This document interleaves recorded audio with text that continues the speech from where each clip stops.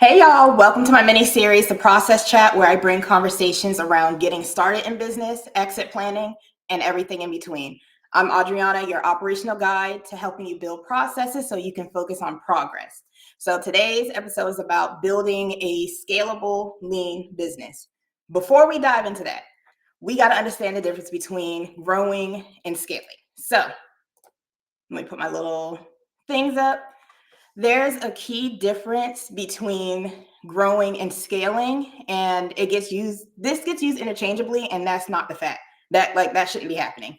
There's a key difference. So the first thing is, let me tell my little story about the growth and then scaling. So with growth, I like to compare growth to a wall because doesn't growth doesn't require consistent processes. Like you can grow by you see TikTok, like people just kind of like blow up randomly because they post a video and they blow up, or even like in the business world, COVID times, like businesses were like blowing up, people were starting new businesses, money was flowing, things look good.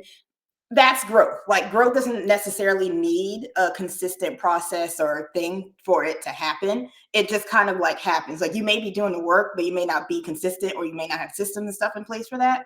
So growth can happen no matter what. And with I like using this virtual assistant agency that I had when I first started my business, I was growing a lot. I wasn't scaling. So like with growth, I was getting more money, I was getting more clients, I was adding to my team, but I kept hitting a wall. So like something would happen, I add on to my team, we start making more money, I continue to hit the wall, and the cycle kept continuing. Like, okay, maybe I add this person to take over this or whatever that looks like. But I kept hitting the wall because I was growing. I didn't really have a consistency with my process for things. I didn't have like a full system or anything. So I was growing. Now, scaling, you should not have a severe disruption to your operation. So like when you break things down by a process level, you should be able, and I'll dive into that in a minute too, but you should be able to see like which of your processes require like not new beginning, like a new consistency or a new level, I guess. So growth is, again, messy. You don't have to stay consistent. Growth can kind of just happen if you are in the right place at the right time, or you're doing the work, but like you may not have you don't have strong systems in place pretty much with growth. In scaling, you are growing strategically. You are aware of like what needs to happen next. So that way you're not interrupting your operations. There's always going to be like a thing for change management or change, but you should be growing strategically. So that's what scaling is. So scaling, you're just growing strategically. Growth, you're kind of throwing spaghetti at the wall. I was trying to think of something else because that's used a lot, but that's kind of like what it is. Like you're kind of like in the right place at the right time and you're growing. So there's that. So the next thing I like to talk about whenever you want to scale is identifying where you are at in business. So this looks different for business owners and those in like corporate settings, leadership, and I will talk about that another episode, but we're going to focus on businesses today. So I like to share my little PowerPoint because I'm a visual person. It helps guide me to tell you guys the right thing. So if you are just listening in, I'll briefly cover this because I did talk about this in another episode a little bit more in details, but for today. So once you figure out like, okay, am I growing or scaling? Or like if you're trying to figure out, okay, I want to grow strategically, the next thing you need to know is where exactly do I fall in the business map? So I like to break mine down to 5 different levels. And the first level is the rookie phase, which is someone that is just like new, like you're into testing and selling. Hey girl. Oh, I'm checking the comments now, y'all. The rookie phase. So rookie phase is someone that is like testing and selling, just starting out. Here, I like to recommend like your focus should only be getting yourself visible and making money. So like that is your main thing in this rookie phase. So whenever you're trying to build out or trying to scale, which will be into the beginner phase, it's going to look more so like getting consistent with growing. This is where you can start creating standard operating procedures because you actually have some kind of process that you're consistently doing. You may not fully like it, and this is where you can improve it. But overall, beginner phase is where you actually can start building things. You can start documenting things because you actually, again, you have something that you're consistently doing from the rookie phase.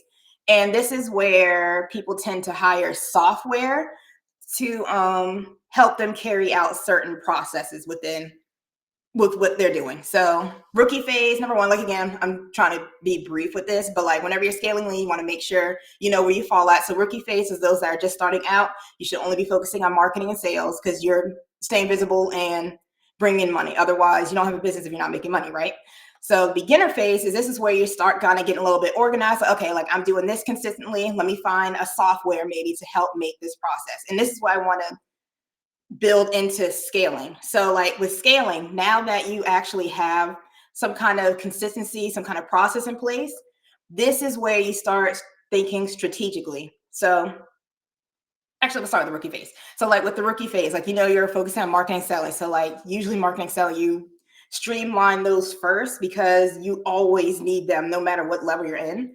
So like for sales, we'll just throw in sales. So like for the sales process, you were, you know, we'll stick with marketing because I don't want to break that down. So let's focus on marketing instead. So like with the marketing, let's say that you're posting, because I am posting on LinkedIn. So I always use LinkedIn as an example. So I'm posting on LinkedIn. I have a consistent pathway I'm finding. I find people like my newsletters. I'm finding like people like particular content. So now that I actually have some feedback and I can improve certain things, I'm going to start being more strategic. So like now that I know that people like maybe my newsletters and I seem to get more engagement on a particular day, I'm going to streamline that by maybe scheduling it. I'm going to pre-schedule newsletters to go out on LinkedIn at a particular day. So I start doing that. You see where it's consistent. So it's like I'm not interrupting my operations because I'm not trying to figure out like where to do XYZ. I have a consistent process I was already doing. I'm just kind of streamlining, tweaking it a little bit to make it more flowing. So now that I have that taken care of, I can start. I know it doesn't say anything about software, but the same concept applies for other things as well too. So you have like a clear pathway that you're following. So, okay, I was posting on LinkedIn. I was using this as like my testing cycle. Now that I know something consistent, I have feedback on it, I can figure out a way to improve it or keep that same process until I'm ready to improve it again or tweak it. So the next thing for me would look like scheduling something. And this just depends on what part of the process that you're on or what you want to focus on. So there's that. So the other three, we'll go into the other three levels because y'all, I will talk about this all day. So the other three levels. So we have the season. These are where operations start being optimized. Something I like to remind people of is you should not be hiring, or I don't recommend hiring someone in operations like me until you're in a season of bringing in consistent income, because you have to bring in consistent money, you have to bring in consistent sales. And someone in operation like me, like our job is to help you bring like clarity. Like, yes, you do improve. Hopefully whoever you hire always improves like money or increases your revenue, but the ROI for it may not be as fast as you need it to, especially for operations. Like sometimes that takes months. So you have to be careful and figure that out. But anyway, season level 3 is season. So this is normally when I recommend people get their operations optimized. So it's like streamlining things, removing things, really figuring out what needs to be delegated, what needs to be automated, things like that. This is where I mentioned hiring and automating for ongoing support. And this is when the owner starts removing themselves from busy work. And then pro for this is where you start optimizing all your workflows. You start focusing on who on your team is going to take over. Your succession plan normally starts here. I can debate that it can start from the beginning, but we'll just start with this. So 4, this is when you're like really executing things. And this is when you're also doing your expansion strategy. So like this is when you're looking into like maybe licensing your products, partnerships, because you already have like you already have a name for yourself. That's not the type of thing I wanted to use, but you already have a name for yourself. So that's where that's going at with that. And number 5, expert level. This is when like things are fully documented. Systems should be running. Like you should not have to be involved at all. Like your systems that you've built should be already going. And the owner is carrying out the exit plan. So the owner may still be in there, maybe as a visual aid, not visual aid. Oh my God. As the, what's it called? The visionary, whatever. Or they may be completely out doing something new, but normally number 5 is when you're already carrying out the exit plan and the business should already be at a functioning, it should be a functioning machine pretty much. Because honestly, that's what business is. It's a big functioning machine. And I said I wasn't going to get that far into it, so I'm going to keep it going. So anyway, So where are we at? We have the 5 levels, went through growth and scaling. So growth again is hitting the wall. Scaling is when you grow strategically. We have the 5 levels. Where are you? Once you figure that out, you can start figuring out where your process and stuff are. So that leads me to the mini framework to staying lean. So there's just 3 simple things you need to keep in mind when you want to build out your processes and stay lean. So number 1 is to identify your most important processes. So you do that by figuring out where you are at level wise. And whenever you do the levels, it doesn't matter how long you've been in business or been in your role. It only matters of how do your processes look, like how are your actions looking, how is your to-do list, all that good stuff look, what does that look like, where does that fall? So you can be in business for years and you can still be a rookie or beginner process wise. So get honest with yourself, figure out where you are at. So you're going to figure out, identify what your most important processes are. So that's number 1.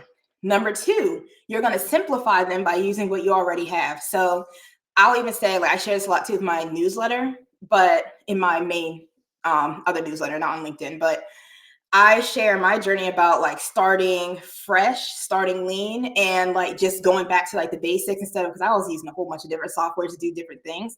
And I was just like, okay, let me figure out, like, I'm paying for Google Workspace.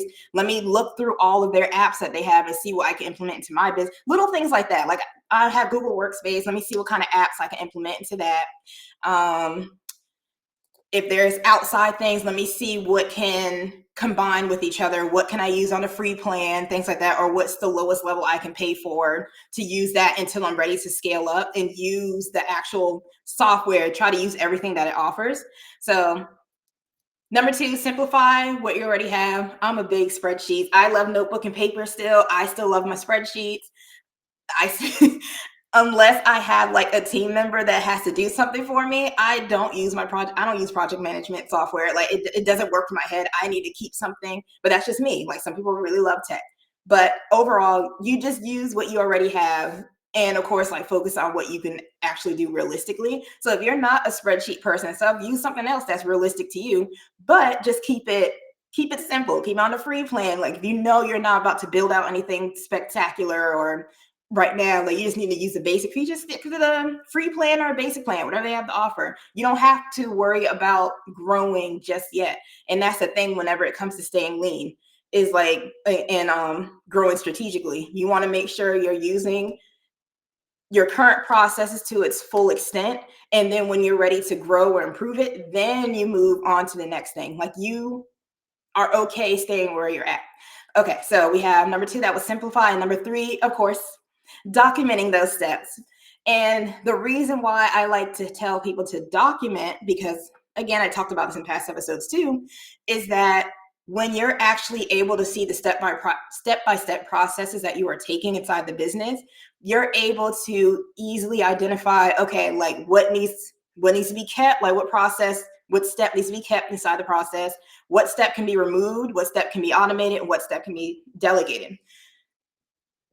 When you do that, it just makes it easier instead of trying to like backtrack. And this is where, again, like the growth cycle kind of continues here, because you don't know fully what you're doing, or you're doing repeat actions, but like it's just not organized or it's not documented, so it can't be fully duplicated. So like you're kind of going with the wind with stuff and kind of hoping for the best. Whereas if you actually had it documented, and documentation, I say this all the time, but you don't have to have it documented perfectly. Like just, I use bullet points, like little notes, something I'll remember, but like if I have to create a full SOP, then you have that.